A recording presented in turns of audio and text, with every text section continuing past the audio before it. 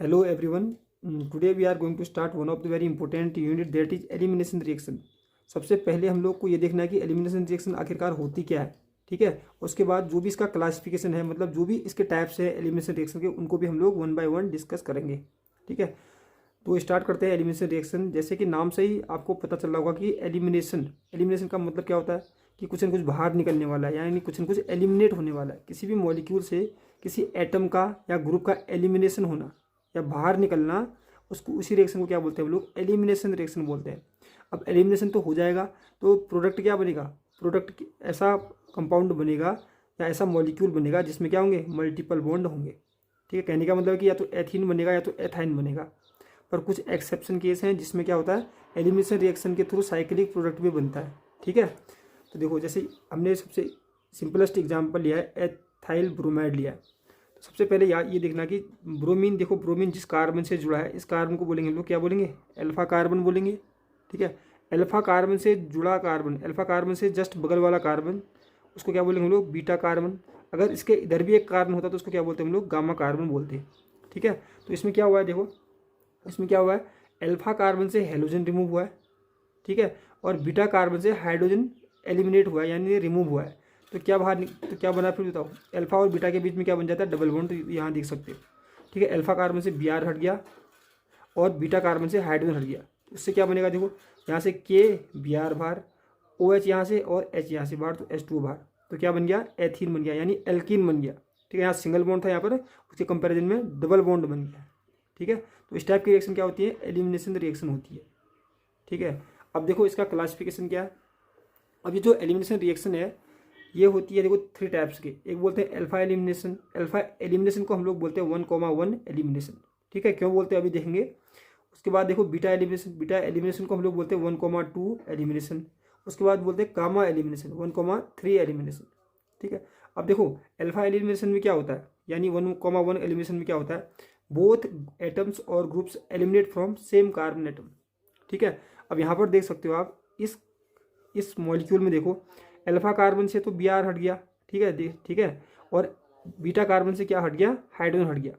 मतलब अल्फा और बीटा से अलग अलग कार्बन से अलग अलग एटम क्या हुआ, वहाँ से रिमूव हुआ है, ठीक है। तो इसको बोलते हैं हम लोग अल्फा बीटा एलिमिनेशन, या इसको बोलते हैं 1,2, क्योंकि इसको 1 भी बोल सकते हैं, 1, 2, ठीक है। वो ये बीटा एलिमिनेशन भी बोलते हैं इसको, क्योंकि बीटा से क्या हुआ, हाइड्रोजन को हट गया। तो इसको अल्फा बीटा एलिमिनेशन भी बोलते हैं, बीटा एलिमिनेशन भी बोलते हैं, इसको 1,2 एलिमिनेशन भी बोलते हैं। पर हम लोग क्या बात कर रहे हैं, अल्फा एलिमिनेशन में, ठीक है। ये तो एग्जाम्पल हो गया इसका, ठीक है, 1,2 एलिमिनेशन का। अल्फा एलिमिनेशन में क्या होता है, यहाँ पर आप देख सकते हो, पहले से मैंने यहाँ पर लिखा हुआ, जैसे कार्बिन, सपोज करो कार्बिन फॉर्मेशन है। इस कार्बन पर देखो, इस कार्बन से 3 सीएल जुड़े हैं, इस कार्बन से एक हाइड्रोजन जुड़ा है। तो यहाँ पर क्या हुआ, जब बेस आता है ना, तो बेस क्या होता है, बेस क्या करता है, बेस आएगा तो ये जो एसिडिक प्रोटॉन होता है इसको ऑब्स्ट्रैक्ट करता है, यहाँ से इस हाइड्रोजन को निकाला इसने और इस सीएल को भी यहाँ से बाहर निकल गया। तो एक ही कार्बन से 2 एटम क्या हुए, हट गए। तो इसको क्या बोलते हैं हम लोग, अल्फा। इसको अल्फा मानोगे तो इसको क्या बोलते हैं हम लोग, अल्फा एलिमिनेशन, या इसको क्या बोलोगे, 1,1 एलिमिनेशन, क्योंकि इसी कार्बन को हमने 1 माना और 1 से ही क्या हुए, सीएल भी निकला, 1 से ही क्या हुआ, हाइड्रोजन भी निकला, ठीक है। अब ऐसे ही मैंने बोला बीटा एलिमिनेशन क्या होता है, मैंने अभी जस्ट ऊपर इसका एग्जांपल दिया, ये देख सकते हो, ये क्या होता है, बीटा एलिमिनेशन होगा, ठीक है। ऐसे गामा एलिमिनेशन में होता है। गामा एलिमिनेशन में क्या होता है, जो देखो अल्फा से तो क्या होगा, एक ग्रुप हटेगा, अल्फा से एक ग्रुप हटेगा गामा से, मतलब गामा कौन सा होता है, बीटा से बगल वाला कार्बन क्या होता है, गामा होता है, ठीक है। तो 3 टाइप की एलिमिनेशन रिएक्शन हो सकती है, alpha elimination, beta elimination, gamma elimination, ठीक है। अब देखो, तो जो सबसे इंपॉर्टेंट एलिमिनेशन रिएक्शन होती है वो होती है बीटा एलिमिनेशन रिएक्शन होती है, 1,2 एलिमिनेशन रिएक्शन। इसको ही हम लोग अच्छे से स्टडी करने वाले हैं, ठीक है। अब जो बीटा एलिमिनेशन होती है, आपको पता है, मैंने इसकी डेफिनेशन बता दी, ठीक है। जो ऊपर वाली थी, जो एग्जांपल दिया था ऊपर मैंने जस्ट, वो क्या था, बीटा एलिमिनेशन का एग्जांपल था। तो बीटा एलिमिनेशन जो रिएक्शन होती है वो भी 3 टाइप की होती है। 3 टाइप की कौन कौन सी होती है, एक होती है E1 रिएक्शन, ठीक है, एक होती है E1 रिएक्शन, एक होती है E2 रिएक्शन, एक होती है U1CB एलिमिनेशन या U1CB रिएक्शन, ठीक है। 1 बाय 1 डिस्कस करके, बहुत ही इंपॉर्टेंट है, ज़्यादा इंपॉर्टेंट है E2 और E1। पर हम लोग आज जो डिस्कस करेंगे वो करेंगे E1 एलिमिनेशन रिएक्शन।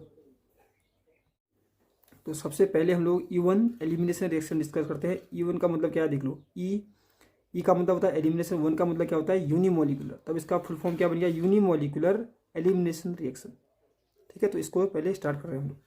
तो होता क्या है, देखो, the reaction between tertiary butyl bromide, ये क्या है, टर्सरी ब्यूटाइल ब्रोमाइड, इसकी रिएक्शन अगर हम सोडियम हाइड्रोक्साइड के साथ करते हैं, जैसे यहाँ पर NaOH ले रखा है, NaOH से ही हमको क्या मिला, यहाँ से OH माइनस मिला। ये जो रिएक्शन है कह रहा है ये फर्स्ट ऑर्डर एलिमिनेशन रिएक्शन का एग्जाम्पल है। फर्स्ट ऑर्डर अभी बताऊंगा फर्स्ट ऑर्डर एलिमिनेशन रिएक्शन का एग्जाम्पल मतलब क्या होता है। अब देखो, बिकॉज द रेट ऑफ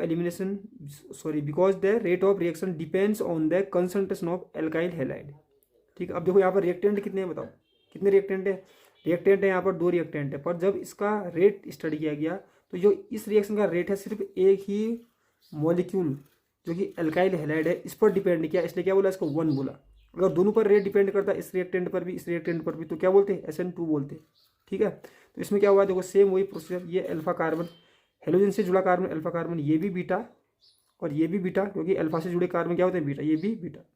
यहाँ पर भी सेम होने वाला कि किसी भी बीटा कार्बन से एक हाइड्रोजन निकाल देंगे। सपोज करो मैंने यहाँ से निकाल दिया, ठीक है, यहाँ से हाइड्रोजन निकला तो यहाँ पर क्या बचेगा, CS2 बचेगा, यहाँ पर मैंने ऐसे लिखा है। ठीक है, और ये अल्फा से क्या निकलेगा, Br निकलेगा, तो अल्फा और बीटा के बीच में क्या बनता है, डबल बॉन्ड। देखो अल्फा और बीटा के बीच में क्या बना, डबल बॉन्ड बन गया है। ऐसे Br माइनस बाहर होता है, और ये जो S निकलता है उसको कौन निकालता है, OH माइनस निकालता है, तो ये H2 भी बाहर हो गया। ठीक है, तो क्या हुआ, एल्किन बन गया। फिर से रिएक्शन कैसी है, एलिमिनेशन रिएक्शन। इसका रेट लिखा हुआ है, रेट किस पर डिपेंड करता है, सिर्फ इसके कंसंट्रेशन पर, इसके कंसंट्रेशन पर डिपेंड नहीं करता है। ठीक है, अब इसकी जब हम मैकेनिज्म देखेंगे तो पहला स्टेप क्या होता है, देखो अब पहले हम लोग क्या होते हैं, ये जो SN1 रिएक्शन आपने सुना होगा, SN1 रिएक्शन भी 2 स्टेप में पूरी होती है। ठीक है, फॉर्मेशन ऑफ कार्बोकेटायन होता है, दूसरा क्या होता है, न्यूक्लियोफिलिक अटैक। E1 रिएक्शन भी सेम टू सेम 2 स्टेप में होती है। पहला स्टेप सेम होता है, फॉर्मेशन ऑफ कार्बोकेटायन। तो पहले इसको लाओ तो क्या होगा, देखो कार्बन Br का बॉन्ड, Br नेगेटिव की तरफ टूटेगा, तो यहाँ पर क्या बनेगा, 3 डिग्री कार्बोकेटायन बन गया। इस पर प्लस आएगा, इस पर माइनस आ गया। ठीक है, अब ये जो स्टेप होता है ये होता है स्लो स्टेप, और स्लो स्टेप क्या होता है, रेट डिटरमाइनिंग स्टेप, मतलब कि जो पूरी रिएक्शन का रेट होगा सिर्फ इसके कंसंट्रेशन पर डिपेंड करेगा। ठीक है, क्योंकि वो स्लो स्टेप में, और उसी स्टेप को क्या बोलते हैं वो रेट डिटरमाइनिंग स्टेप, तो इसके कंसंट्रेशन पर डिपेंड कर रहा है सिर्फ एक रिएक्टेंट के, इसलिए E1 बोला इसको। ठीक है, तभी इसको लिखा है। ठीक है, कार्बोकेटायन बन गया। दूसरे स्टेप में क्या आएगा, बेस आएगा। जो बेस क्या, OH माइनस जो आएगा वो क्या करेगा, एक प्रोटॉन को वहाँ से अब्स्ट्रैक्ट करेगा। अब कौन सा प्रोटॉन है पता है, बीटा बीटा बीटा इतने हैं, तो एक प्रोटॉन को अब्स्ट्रैक्ट किया तो H2 बाहर, ये डबल बॉन्ड यहाँ आएगा तो क्या बन गया, एल्कीन बन गया। ठीक है, तो ये है इवेंट रिएक्शन। अब इसमें क्या होता है कि अलग अलग टाइप के प्रोडक्ट बनते हैं। अब देखो मैं थोड़ा सा इसके रेडियो सिलेक्टिविटी के बारे में आपको बताता हूँ। तो यहाँ पर अगर देखो, आप देखो ये हेलोजन है, इससे पहला जो कार्बन जुड़ा इसको अल्फा बोलेंगे, इसको बीटा बोलेंगे, इसको बीटा बोलेंगे, इसको क्या बोलेंगे, इसको भी बीटा बोलेंगे, क्योंकि इससे ही जुड़े हैं सब। ठीक है, तो यहाँ पर देख सकते हो ये जो 3 हाइड्रोजन यहाँ पर है, 3 हाइड्रोजन यहाँ पर है, ये तो एक जैसे हाइड्रोजन है, तो 6 हाइड्रोजन तो एक जैसे हो गए, 6 बीटा हाइड्रोजन एक जैसे हो गए, 2 बीटा हाइड्रोजन एक जैसे हो गए। तो मतलब कहने का मतलब है कि ये तो एक जैसे हैं, ये एक अलग है, तो 2 टाइप के बीटा हाइड्रोजन निकल गए। कितने टाइप के, 2 टाइप के बीटा हाइड्रोजन इसमें है। अगर 2 टाइप के बीटा हाइड्रोजन होते हैं तो 2 टाइप के प्रोडक्ट बनेंगे, मतलब 2 टाइप की एल्कीन बनेंगी। एक होती है मेजर प्रोडक्ट, एक होती है माइनर प्रोडक्ट। ठीक है, ये बताता है सेटजेप रूल। अभी हम लोग सेटजेप रूल हो गया, हॉफमैन रूल हो गया, अच्छे से इसी हम लोग यूनिट में डिस्कस करेंगे, तब आपको इजीली समझ में आएगा। देखो फिर भी बता देता हूँ यहाँ पर क्या होगा। देखो एक बार तो प्रोटॉन कहाँ से निकलेगा, इन दोनों से निकलेगा, या तो यहाँ से या तो यहाँ से, क्योंकि एक ही जैसे हैं। एक जैसे मतलब यहाँ पर CH3 से CBr जुड़ा, यहाँ पर भी CH3 से CBr जुड़ा। ठीक है, तो यहाँ से अगर हम हाइड्रोजन निकालें तो यहाँ पर क्या बनेगा, डबल बॉन्ड बनेगा, देख सकते हो ये पूरा। ठीक है, अगर हम इस टाइप के बीटा हाइड्रोजन से निकालेंगे तो यहाँ पर डबल बॉन्ड बनेगा, तो ये है। एक बनता है माइनर प्रोडक्ट, एक बनता है मेजर प्रोडक्ट। ठीक है, अब देखो माइनर मेजर का पता कैसे चलता है, क्योंकि सेटजेप जो रूल है वो क्या बोलता है कि अगर 2 टाइप के बीटा हाइड्रोजन है किसी भी मॉलिक्यूल में, 2 टाइप के मतलब ये तो एक जैसे, ये अलग टाइप का है, तो 2 टाइप के बीटा हाइड्रोजन है तो 2 टाइप की एल्कीन बनेंगी, बोलता है। एक को मेजर बोलेंगे, एक को माइनर बोलेंगे।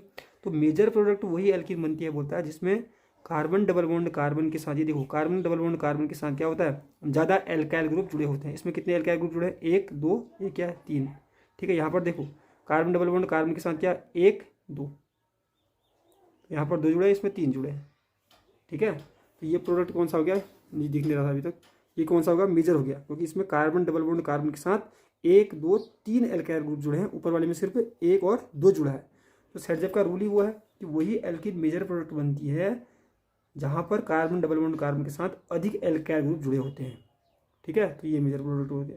अब इसमें रिलेटिव रिएक्टिविटी अगर आप देखोगे कि मतलब आपको पता है कि एल्काइल हैलाइड क्या है, एल्काइल हैलाइड या बेंजाइल हैलाइड वो क्या दे रहे हैं, E1 रिएक्शन दे रहे हैं।